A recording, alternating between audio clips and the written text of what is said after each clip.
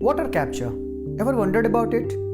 Why do you see it? And what are different types of CAPTCHA and why? And do not forget to wait till end to know about a CAPTCHA called No CAPTCHA. Well, let's verify you first.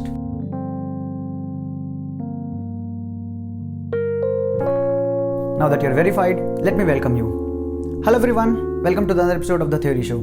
Today we are here to talk about CAPTCHAs. Why was it introduced? When was it introduced? And how does it protect us? And what are their benefits? And again, it's time to subscribe, and without further waiting, let's dig in.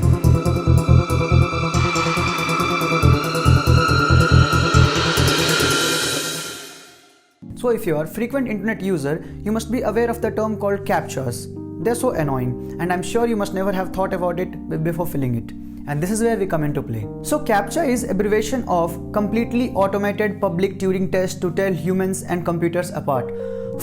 Let's keep going. So basically CAPTCHAs are regular tests to verify that a particular visitor to a website is a human and not a robot and bot. Well, now the question is, how does it verify? This started long back in 1970s and 1990s when then popular search engine Alta Vista was working hard on how to prevent a complex computer program from triggering other computer programs. Well, let me simplify it for you. Now let's imagine a situation where you own an internet platform and you want users to register themselves and sign in.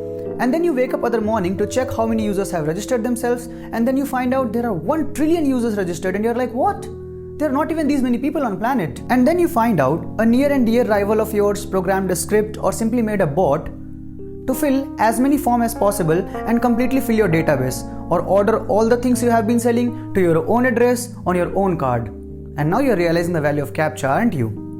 Well, subscribe and let's keep going. So by now you know what CAPTCHAs are. Let's find out how they work. So CAPTCHA work on a principle of computer's ability to recognize binaries and OCR, with binaries being zeros and ones and OCR being optical character recognition, which is the ability of computer to recognize images and text. For example, if you command your phone to search all the dog images in your phone's library, it would find all the dog's images in your phone's library even though the pictures are not named as a dog image. With that being said, it would have given you a fair idea about why CAPTCHAs have those trickled and tangled words, so that as a human you can read it easily, but computer cannot read those misaligned and tangled text and letters.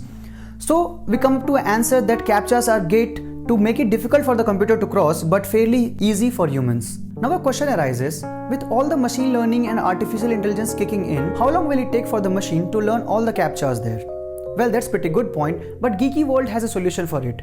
When a CAPTCHA is shown to you and you fill the answers, the server does not take the answer with it, but rather it's rendered on your device, and this way a CAPTCHA's answer is never on the web, and so there is no machine learning. And a very important point, the CAPTCHAs are made by scanning all the physical documents available on the planet, and OCR system is set to recognize all the characters, and when an OCR system, that is optical character recognition system, fails to recognize a data or character, bazinga, that's CAPTCHA, and that unidentified character becomes CAPTCHA. Well, now you know what CAPTCHAs are and how do they function. It's time for another fact.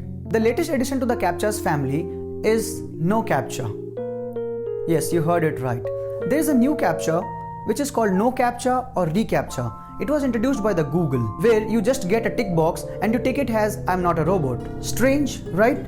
All the explanation till now is in the bin. And you are like, weren't CAPTCHA supposed to prevent bots entry? If I can tick a box, a bot can tick a box. And all the point of having CAPTCHA is lost. Well, that's a nice point, but Google did a survey and found out that it was annoying for users to enter CAPTCHA every time. So it introduced a CAPTCHA called No CAPTCHA or reCAPTCHA, where you just get a box and take it that I'm not a robot. It immediately sends tons of information to the server, which also includes the movement of the cursor before clicking the CAPTCHA and all the recent activities done on the website. And if it's a touch activity where no cursor is involved, all the recent activities of the user is sent to the server. And the program analyzes these all activities, and even if 70% of activities seems humanly, you are approved, or else you are redirected towards the traditional CAPTCHA. Well, this raises some privacy concern, but that's the world we have created for us. Well, that's all for today's episode, and I hope you liked the information, and if you did, do not forget to give us a big thumbs up and do share it so that your friends and families can know. Well, with that being said, it's time for our traditional goodbye. We present you one informative episode every week, and it's your support which keeps us going. So if you're new here, do subscribe us and do not forget to hit that little bell icon so that we can keep you informed and updated. Hope to see you in the next episode. Till then, take care, goodbye, see you.